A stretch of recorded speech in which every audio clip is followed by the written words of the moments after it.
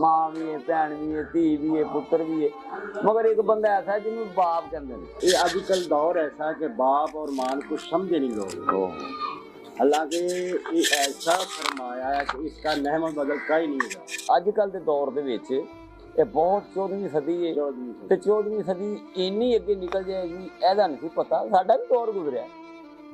Hello नाजरीन, तुसीं वेख रहे हो साडा यूट्यूब चैनल 1 मिनट ते बड़े लोगों के कमेंट्स आ रहे हैं, बहुत लोग इनू वेख रहे हैं, लाइक कर रहे हैं, पसंद भी कर रहे हैं। बहुत बहुत शुक्रिया उन्होंने। तो जिस तरह कि एक मैं चैप्टर छेड़िया है कि घर दे विच अगर 10 अफराद रह रहे हैं तो उन्होंने विच एक फर्द ऐसा भी है जिसका नाम बाप से पहले, फिर अबू होया, अबू तो डैडी होया, डैडी तो अजकल लोग डी ते ही आ गए हैं कि डी कहते हैं, बस उस अगे कहते नहीं। अज जनाब साडे नाल तशरीफ लियाए ने साहब अली साहब ने जी, पिपली पीर साहब के बड़े पीर साहब ने पिपली पीर वाले, उन्होंने मरीज खास ने। इन्होंने तुहाडी मुलाकात कराने आ ते इन्हां अगे क्वेश्चन रखने आ कि जनाब बाप के बारे तुहाडा की ख्याल जी? अस्सलाम वालेकुम जी साहब जी, क्या हाल है? खैरियत ठीक ठाक? तो जनाब मैं एक सवाल करना हूँ अक्सर हर अपने आने वाले मेहमान नूं कि भी ਇਹ ਜਿਹੜਾ ਘਰ ਦੇ ਵਿੱਚ 10 ਜੀ ਨੇ, ਉਹਨਾਂ ਦੇ ਵਿੱਚ ਮਾਂ ਵੀ ਹੈ, ਭੈਣ ਵੀ ਹੈ, ਧੀ ਵੀ ਹੈ, ਪੁੱਤਰ ਵੀ ਹੈ, ਮਗਰ ਇੱਕ ਬੰਦਾ ਐਸਾ ਹੈ ਜਿਹਨੂੰ ਬਾਪ ਕਹਿੰਦੇ ਨੇ। ਤੇ ਮੇਰਾ ਸਵਾਲ ਇਹ ਵੀ ਕਿ ਉਹਦੀ ਜ਼ਰੂਰਤ ਕਿੱਥੇ ਕਿੱਥੇ ਪੈਂਦੀ? जी सब तो पहले तो बाप की जरूरत पैंदी जो बच्चा पैदा होंदा है, पढ़ाई लिखाई का काम पढ़ो, रिजक रोटी वास्ते तो मेहनत करनी पैंदी है और बड़े पापड़ भी लेने पैंदे सलाद वास्ते, तेरे डैडी पापा जो भी फिर इसके बाद तेरा ना मामला। ये आजकल दौर ऐसा है कि बाप और मां को समझे नहीं लोग। हालांकि ये ऐसा फरमाया है कि इसका नहमत बदल का ही नहीं है। अल्लाह और अल्लाह के रसूल के बाद माँ बाप एक ऐसा वाजिब है इसका नहमत बदल नहीं है। लेकिन मेरी आप लोगों से रिक्वेस्ट है कि अपने माँ बाप की ताबेदारी करे उनका। अच्छा, मेरी ये गल ये सी कि भी एक जिहड़ा बाप जिन्हों कहंदे ने, जिहड़ा घर दा बानी हुंदा है, वो अपने 6 बच्चे पालदा है। वो कल्ले कल्ले नूं पुछ के सौंदा रात नूं कि यार तू फलाना रोटी खाधी, नहीं खाधी, सकीना रोटी खाधी, जमीला रोटी खाधी। जद के बच्चियां दा निकाह हो गया, ओदी जरूरत खत्म हो गई।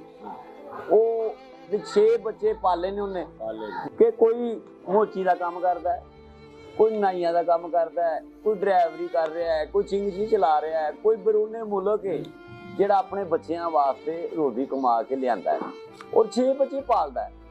ਮੈਂ ਅਕਸਰ ਵੇਖਿਆ ਹੈ ਕਿ ਜਦੋਂ ਬੱਚਿਆਂ ਨੂੰ ਪੜ੍ਹਾਉਂਦੇ ਨੇ, ਮੋਚੀ ਵੀ ਪੜ੍ਹਾ ਰਿਹਾ ਹੈ, ਨਾਈ ਵੀ ਪੜ੍ਹਾ ਰਿਹਾ ਹੈ, ਜਿਹੜੇ ਮਜ਼ਦੂਰ ਨੇ ਸਾਰੇ ਆਪਣੇ ਬੱਚੇ, ਉਹਨਾਂ ਨੂੰ ਸ਼ੌਕ ਹੁੰਦਾ ਕਿ ਪੜ੍ਹ ਜਾਣ, ਤੇ ਜਦੋਂ ਪੜ੍ਹ ਲਿਖ ਕੇ ਵੱਡੇ ਹੋ ਜਾਂਦੇ ਨੇ, ਕਿਤੇ ਉਹ ਅਫਸਰ ਲੱਗ ਜਾਂਦੇ ਨੇ, ਤੇ ਫਿਰ ਉਹ ਆਪਣੇ ਪਿਓ ਨੂੰ ਇਹ ਕਹਿੰਦੇ ਨੇ ਕਿ ਅੱਬੂ ਤੂੰ ਇਹ ਨਾ ਦੱਸੀ ਕਿ ਮੈਂ ਮੋਚੀ ਹਾਂ।